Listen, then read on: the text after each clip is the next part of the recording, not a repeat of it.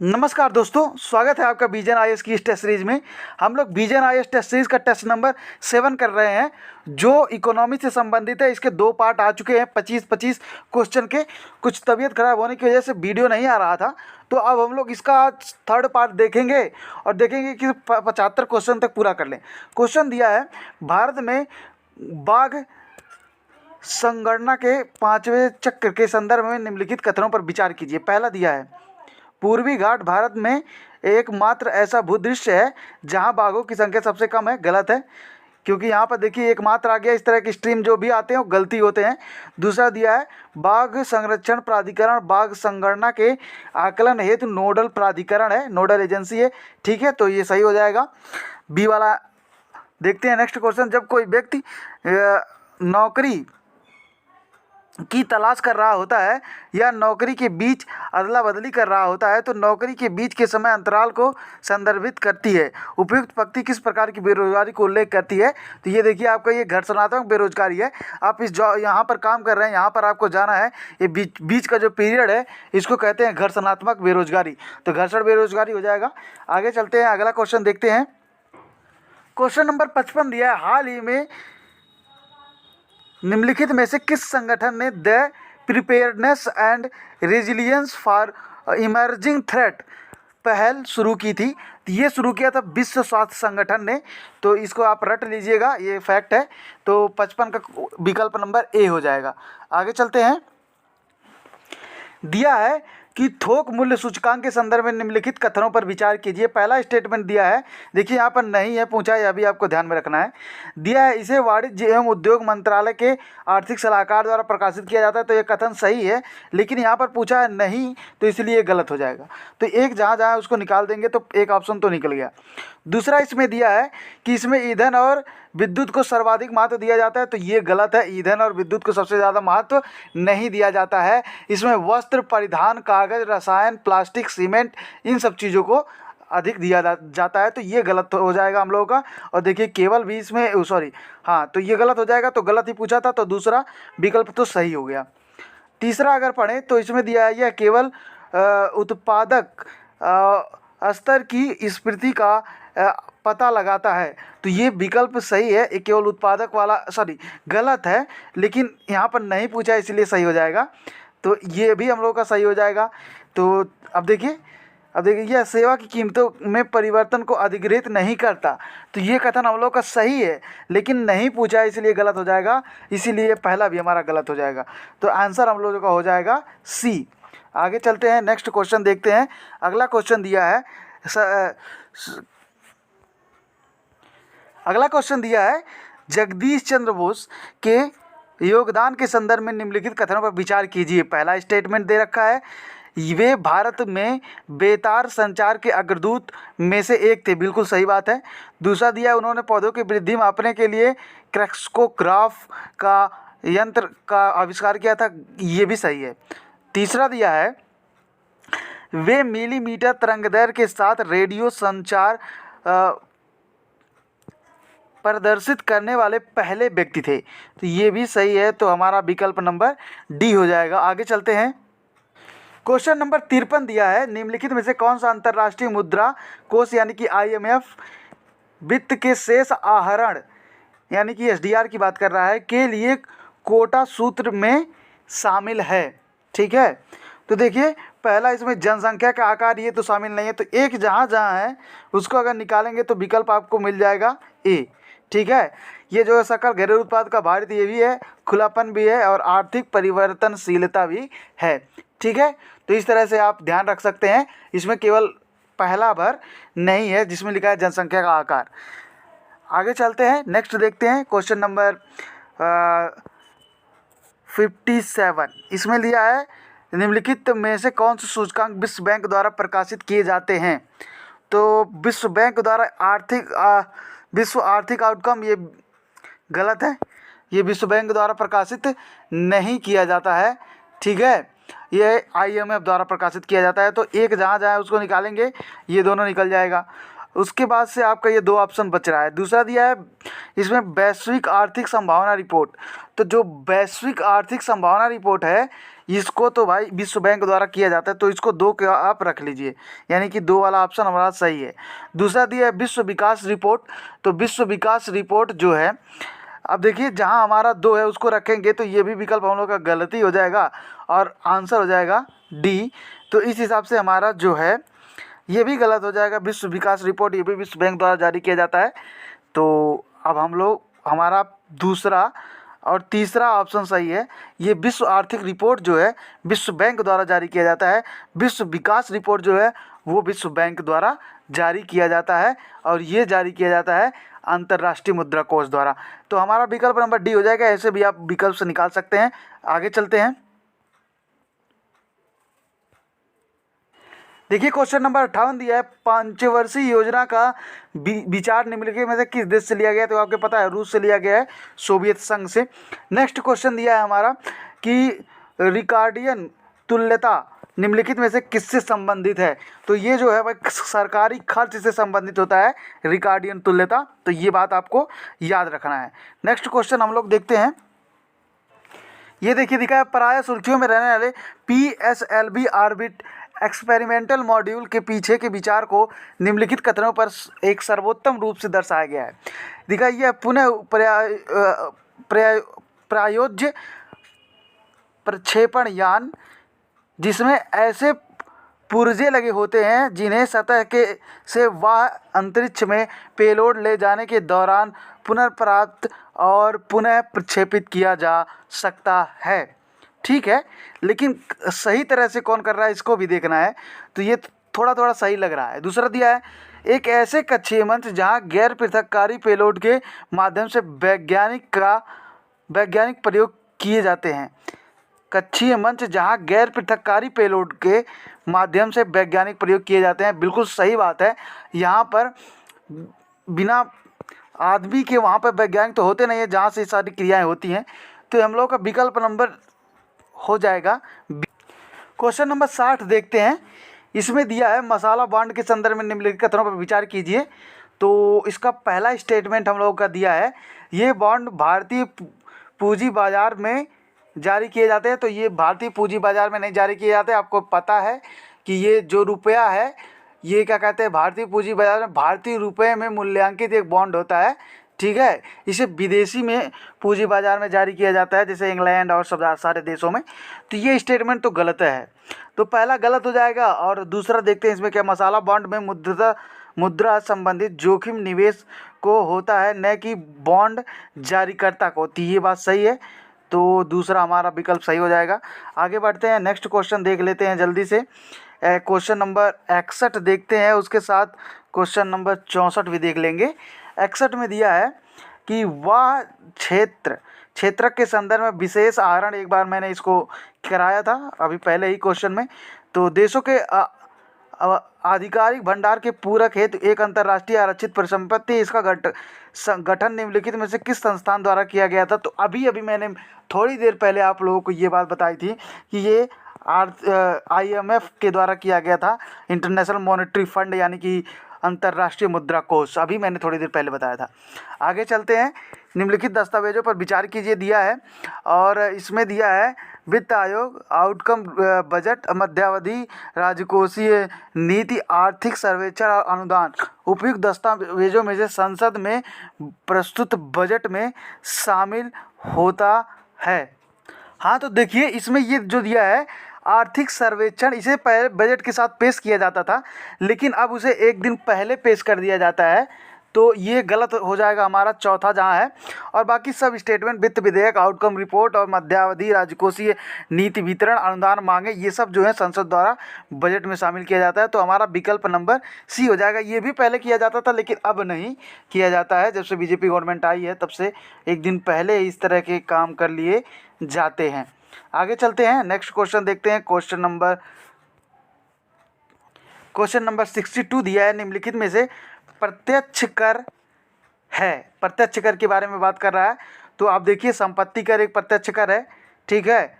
उपहार कर भी एक प्रत्यक्ष रूप में आप ले सकते हैं, ठीक। और फिर आपका ये देखिए जो शुल्क होता है ये प्रत्यक्ष नहीं होता, यह अप्रत्यक्ष रूप से होता है। निगम कर भी आप कॉर्पोरेट टैक्स जो होता है ये भी प्रत्यक्ष ही होता है। तो इस तरह से हमारा विकल्प नंबर ए हो जाएगा। आगे चलते हैं, नेक्स्ट क्वेश्चन देखते हैं। क्वेश्चन नंबर 65 लिखा है, उत्पत्ति के नियम पद निम्नलिखित में से किसके संदर्भ में प्राय सुर्खियों में रहे हैं। तो इसको देखते हैं। पहला इसमें कथन दिया है विदेशी शिक्षण संस्थानों को घरेलू देश के उनके परिसर स्थापित करने की अनुमति देना नहीं। ये उत्पत्ति नियम का डिफिनेशन नहीं होता है, ये तो गलत है। दूसरा दिया है काले धन की राउंड ट्रैपरिंग को रोकने के लिए पार्टिसिपेटरी नोट्स के यानी कि पी नोट के माध्यम से निवेश को नियमित करना, ये भी नहीं है। ठीक है। दूसरा दिया है विदेशी ई कॉमर्स फर्मों को घरेलू देश के कार्य करने के लाइसेंस प्रदान करना, ये भी गलत है। घरेलू बाजार में विदेशी वस्तुओं की डंपिंग, ये सही है। विदेशी वस्तुओं की डंपिंग के लिए इसका रोकने हेतु व्यापारिक मानदंड विकसित करना, ये सही है। क्योंकि आप जानते हैं कि इस तरह का मामला चाइना के साथ बहुत आता रहता है, तो इसीलिए उत्पत्ति के नियम का जो प्रयोग है डंपिंग के केस में किया जाता है। आगे चलते हैं, नेक्स्ट क्वेश्चन देखते हैं। क्वेश्चन नंबर 66 दिया है। इसमें दिया है कि ओरली जो विरेडले कछुए होते हैं ना, उनके बारे में दिया है निम्नलिखित कथनों पर विचार के ओरली विरेडले कछुए के बारे में।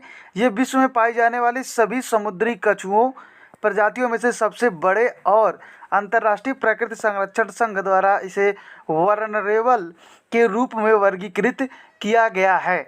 तो ये स्टेटमेंट हम लोगों का गलत है। अब क्यों गलत है?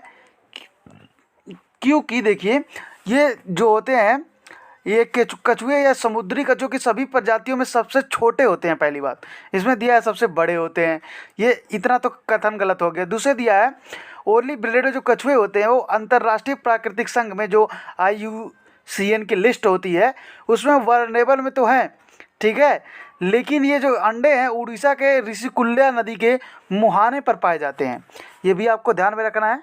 तो ये पहला स्टेटमेंट इसमें गलत था, दूसरा सही था, तो इसीलिए हमारा गलत हो जाएगा। नेक्स्ट दिया है सामान्यतः एक और ओली रेडले कछुए 100 से 150 अंडे देते हैं। ये क्वेश्चन हमारा सही मतलब स्टेटमेंट सही है। नेक्स्ट हमारा दिया है और उड़ीसा राज्य के में स्थित ऋषिकुल्या, देखिए यहाँ पे दे दिया समुद्री तट ओले विरले कछुए के लिए एक अधिसूचित वन्यजीव अभयारण्य है।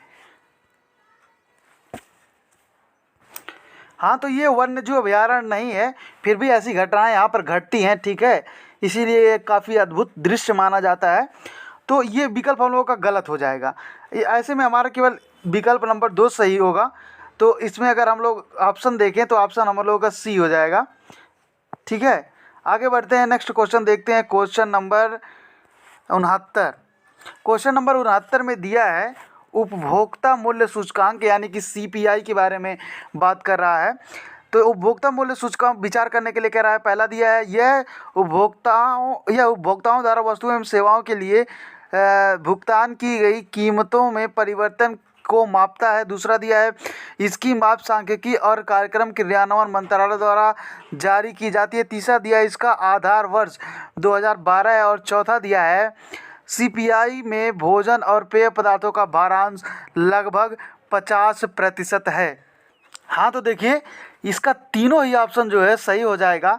ये पहले कुछ और था लेकिन इस समय आधार वर्ष चेंज करके 2012 कर दिया गया है, तो ये बात सही है। हम लोगों का विकल्प नंबर सी हो जाएगा। आगे बढ़ते हैं नेक्स्ट क्वेश्चन की तरफ। अगला क्वेश्चन देखते हैं, क्वेश्चन नंबर 67। ये थोड़ा युग्म की तरह से है, इसको देखते हैं फटाफट। इसमें दिया है कि निम्नलिखित युग्मों पर विचार कीजिए। और पहला स्टेटमेंट जैव विविधता विरासत स्थल दिया और उसकी स्थिति कहाँ है उसके बारे में दिया है। पहला दिया है गंधमर्दन पहाड़ी।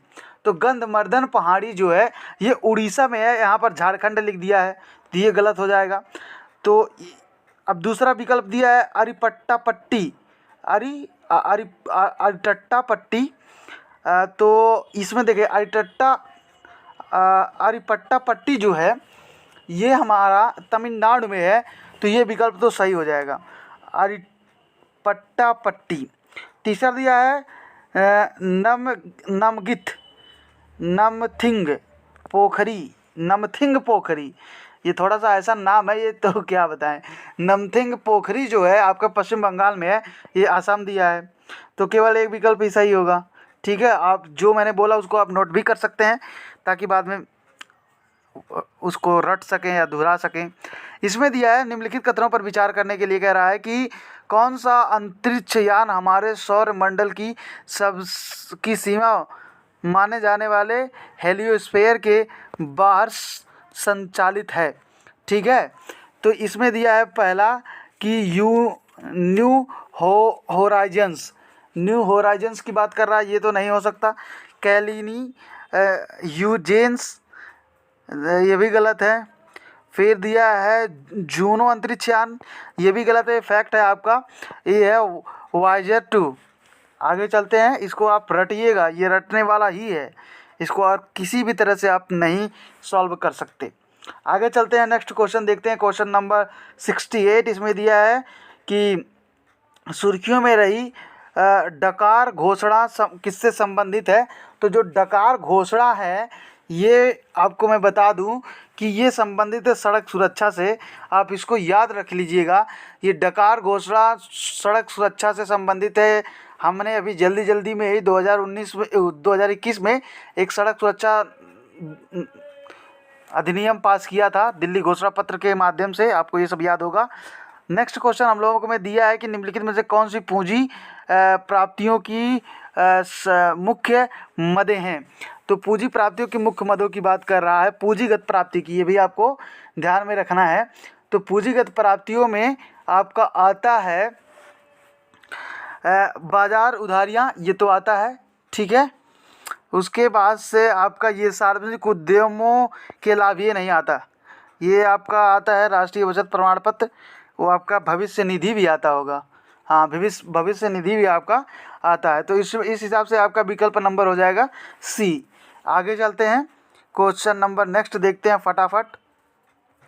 हाँ, तो क्वेश्चन नंबर 72 दिया है, ग्रामीण भारत के बारे में कुछ दिया है, आप इसको पढ़िए, देखिए क्या लिखा है। ग्रामीण भारत में वित्तीय व्यवस्था को सुदृढ़ करने के लिए बनाए गए बैंकिंग सुधार के संदर्भों में 1982 अत्यंत महत्वपूर्ण है, क्योंकि आप देखिए क्योंकि इसमें दिया, देखिए इसी वर्ष पहले राष्ट्रीय जो क्या कहते क्षेत्रीय ग्रामीण बैंक की स्थापना हुई थी। तो ये स्टेटमेंट गलत है। ठीक है, क्षेत्रीय ग्रामीण जो बैंक थे उनकी स्थापना इस समय नहीं हुई थी, तो ये स्टेटमेंट तो गलती हो जाएगा। दूसरा दिया है कि यह वही वर्ष था जिसमें बैंकों का राष्ट्रीयकरण किया गया था, तो ये भी गलत है। बैंकों का राष्ट्रीयकरण बहुत पहले कर दिया गया था, इंदिरा गांधी के टाइम पर। और उसके बाद ये दिया है राष्ट्रीय कृषि और ग्रामीण विकास यानी नाबार्ड की स्थापना इसी वर्ष हुई थी। तो आप याद रखिए, यही कथन सही है। नाबार्ड बहुत इंपॉर्टेंट है ग्रामीण क्या कहते हैं बैंकिंग सुधार के लिए। तो ये हमारा ऑप्शन हो जाएगा, लास्ट वाला ऑप्शन आप पढ़िएगा। आगे चलते हैं, वीडियो थोड़ा लंबा हो रहा है, तो इसमें देखते हैं कि क्षेत्रीय ग्रामीण बैंक के संदर्भ में निम्नलिखित कथनों पर विचार कीजिए। इसमें पहला स्टेटमेंट दिया है कि क्षेत्रीय ग्रामीण बैंक की स्थापना नरसिम्हा वर्किंग ग्रुप की सिफारिश 1975, ठीक है, 1975 पर किया गया था। तो ये कथन तो सही है। क्षेत्रीय ग्रामीण बैंक की इक्विटी पूर्णतः राज्य सरकार के स्वामित्व में होती है, गलत है। राज्य सरकार के केंद्र सरकार दोनों इसमें भागीदार होते हैं। और अगर मैं आपको बताऊं तो इसमें क्या होता है, देखिए इसमें 3 लोग भागीदार होते हैं। एक प्रयोजक जो बैंक होता है वो होता है, एक केंद्र सरकार होता है, एक राज्य सरकार होता है। तो इसमें अगर हम परसेंटेज की बात करें तो केंद्र सरकार का 50% होता है, राज्य सरकार का जो होता है वो 15% होता है, और जो केंद्र सरकार का होता जो प्रायोजक स्पॉन्सरशिप वाला जो बैंक जिस होता है जो खोलता है उसका 50% होता है। तो आप देखिए केंद्र सरकार 50%, उसके बाद से जो राज्य सरकार है 15%, और जो प्रायोजक बैंक है वो 35% के हिस्सेदार इसमें होते हैं। तो इस तरह से इसका कॉन्सेप्ट था। आगे चलते हैं, नेक्स्ट क्वेश्चन देखते हैं हम लोग। अगला क्वेश्चन देखते हैं, क्वेश्चन नंबर 73। क्वेश्चन नंबर 73 में दिया हुआ है कि भारतीय जो अर्थव्यवस्था है और इसके संदर्भ मुद्रास्फीति की जो लक्ष्यीकरण के संदर्भ में निम्नलिखित कथनों पर विचार कीजिए। ठीक है, तो निम्नलिखित कथनों पर विचार करने के लिए दे रहा है, तो करते हैं।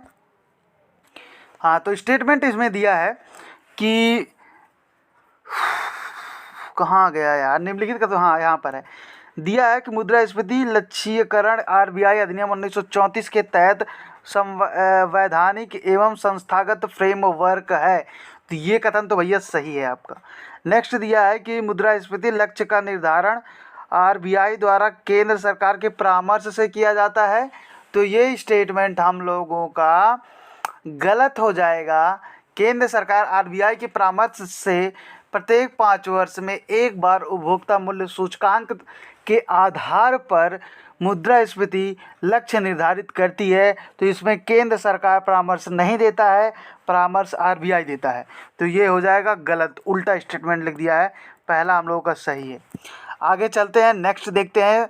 इसमें दिया है कि अर्थव्यवस्था के संदर्भ में निम्नलिखित में से कौन सा एक आधिकारिक आरक्षित बिक्री पद का सर्वोत्तम वर्णन है। ठीक है, तो ये देखिए दिया है, रिजर्व बैंक द्वारा विदेशी मुद्रा की बिक्री को संदर्भित करता है जब उसका भुगतान संतुलन घाटे की स्थिति में होता है। ये बिल्कुल सही है, इसके आगे कुछ पढ़ने की ज़रूरत ही नहीं है। तो आगे का नेक्स्ट आप पढ़िएगा, विकल्प नंबर ए हम लोगों का सही है। आगे चलते हैं, नेक्स्ट क्वेश्चन देखते हैं। क्वेश्चन नंबर 74 और 77 दो क्वेश्चन आज के लास्ट हैं, इसके बाद अगले नेक्स्ट लेक्चर में देखेंगे। इसमें दिया निम्नलिखित कथनों पर विचार कीजिए। मध्यावधिक राजकोषीय नीति वितरण माइक्रो इकोनॉमिक फ्रेमवर्क स्टेटमेंट, और तीसरा दिया है राजकोषीय नीति की रणनीति से संबंधित वितरण। इसमें दिया है एफआरबीएम अधिनियम के तहत सरकार के लिए संसद में वार्षिक तौर पर केंद्रीय वित्तीय विवरण के साथ साथ उपयुक्त में से कौन कितने को प्रस्तुत करना अनिवार्य है। ठीक है, तो इसका हो जाएगा तीनों ही विकल्प हमारा जो है वो सही है। तीनों विकल्पों का अगर एफआरबीएम एक्ट को देखेंगे तो ये तीनों इसके बारे में चर्चा की गई है। 77 देखते हैं जल्दी से। इसमें दिया है निम्नलिखित कथनों पर कौन सा मुद्रास्फीति अंतराल पद का सर्वोत्तम वर्णन करता है। तो ये देखिए, यह किसी देश की वास्तविक और नाममात्र जीडीपी के बीच अंतर है, गलत है ये।